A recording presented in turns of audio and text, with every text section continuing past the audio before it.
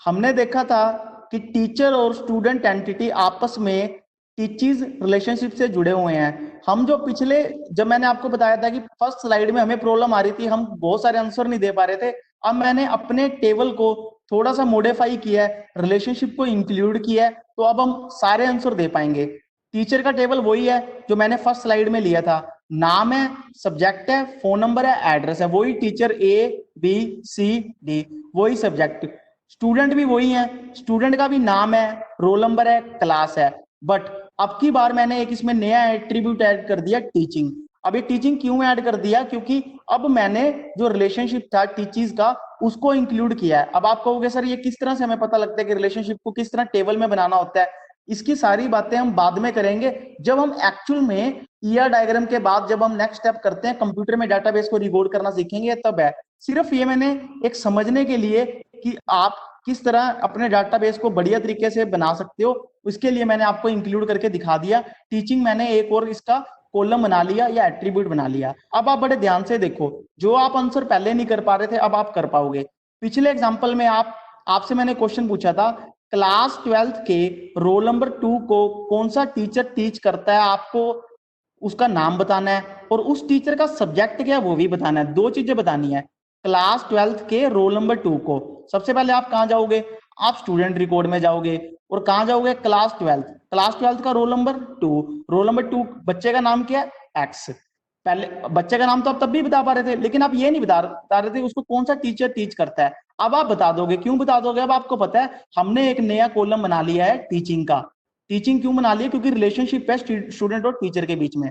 उसको कौन सा टीचर टीच कर रहा है? आप कहोगे सर उसको तो रोल नंबर 2 को तो सी टीचर टीच कर रहा है। अब आपको पता लग गया सी टीचर टीच कर रहा है। अगर मैं पूछूं सी टीचर का सब्जेक्ट कौन सा है, आप कहोगे सर ये तो हम बता देंगे। अब हम टीचर टेबल में चले जाएंगे, टीचर टेबल में सी टीचर मिल गया। सी टीचर का सब्जेक्ट क्या है? मैथ। तो आपने आंसर कर दिया। सी तो टीचर का नाम हो गया और सब्जेक्ट का नाम हो गया मैथ्स। क्यों आप बात बता पा रहे हो? क्योंकि हमने एक टीचिंग का एट्रीब्यूट ऐड कर दिया स्टूडेंट टेबल में, जिससे आपकी जो सारी की सारी जो क्वेरीज थी जो पीछे एग्जांपल में आप नहीं कर पा रहे थे, अब आप इजीली आंसर दे सकते हो। यदि अब आपसे किसी ने पूछ लिया, एक और मैंने क्वेरी लिख के दिखाई है। क्वेरी का मतलब होता है कि जब आपने डाटाबेस बना लिया, डाटाबेस में जो भी आपसे कोई पर्सन पूछ रहा है उसको क्वेरी कह रहे हैं हम। मींस क्वेश्चन पूछ रहे हैं, क्वेश्चन को इंग्लिश में क्वेरी कहते हैं। क्वेश्चन भी वैसे इंग्लिश ही है, मींस सवाल को, और टेक्निकल टर्म में क्वेरी कहते हैं, मींस कोई जानकारी हासिल करना, इस चीज को क्वेरी कहते हैं। क्लास 11th के रोल नंबर 3 को जो टीचर टीच करता है उसका मोबाइल नंबर क्या है? बड़े ध्यान से समझो। क्लास 11th के रोल नंबर 3 को, आप क्लास 11th में आ गए और रोल नंबर 3 ये रहा, मिल गया। बच्चा कौन सा है? आप कहोगे सर पी स्टूडेंट है।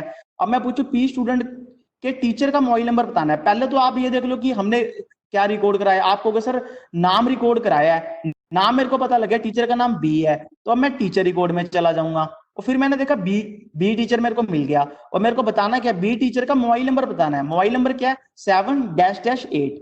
वही मैंने आपको आंसर में दिखा दिया। आप इजीली आंसर कर पा रहे हो। क्यों कर पा रहे हो? क्योंकि देखा आपने एक एट्रीब्यूट जोड़ने से आपका काम आसान हो गया। अब आपने इसको कॉलम क्यों बनाया रिलेशनशिप को, इसके बारे में हम बाद में बात करेंगे। अभी आपको उस पर दिमाग नहीं लगाना, सिर्फ अभी आपको ये समझना है कि रिलेशनशिप को डायमंड से रिप्रेजेंट करते हैं। ये तो सिर्फ मैंने एक आपकी दुविधा को दूर करने के लिए आपको एग्जाम्पल समझा दिया। अब आप नेक्स्ट चीज समझो। इसी टेबल में कोई आपसे पूछता है एन स्टूडेंट को इंग्लिश कौन टीच करता है? एन स्टूडेंट को इंग्लिश कौन टीच करता है? आप स्टूडेंट में आगे, एन स्टूडेंट एक ही था, बाई चांस आपको मिल गया। अब मैं पूछ रहा हूं एन स्टूडेंट को इंग्लिश कौन टीच करता है? आप एन स्टूडेंट के टीचिंग में गए, टीचिंग में टीचर का नाम है ए, फिर आप ए में गए, फिर आपको पता लगा क्या ए टीचर इंग्लिश टीच करता है? बिल्कुल करता है, तो आपने उसका आंसर दे दिया जी ए टीचर इंग्लिश टीच करता है। अब आप अगला क्वेश्चन बहुत ध्यान से समझना, ओ स्टूडेंट को साइंस कौन टीच करता है? आप ओ स्टूडेंट में आ गए, ओ स्टूडेंट को कौन सा टीचर पढ़ाता है? आप कहोगे सर ए टीचर पढ़ाता है, तो मैं ए टीचर में आ गया।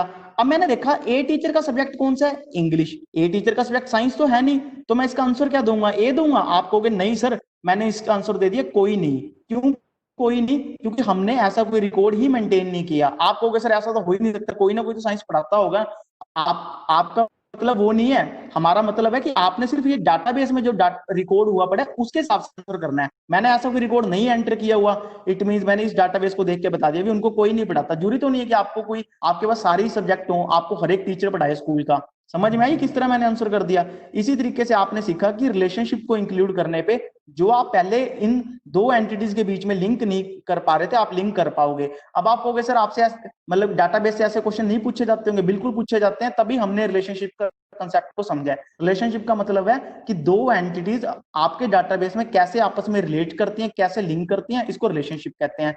फिर बात आती है रिलेशनशिप को डाटाबेस में स्टोर कैसे करते हैं। यहां तो मैंने एक एट्रीब्यूट बना के आपको स्टोर करके दिखा दिया, इसके बहुत सारे तरीके होते हैं, अभी हमारा फोकस उस चीज पे नहीं है। बस आपने सीखना है कि रिलेशनशिप को आप डायमंड से रिप्रेजेंट करते हो। इसके आगे का नेक्स्ट क्लास में। Thank you.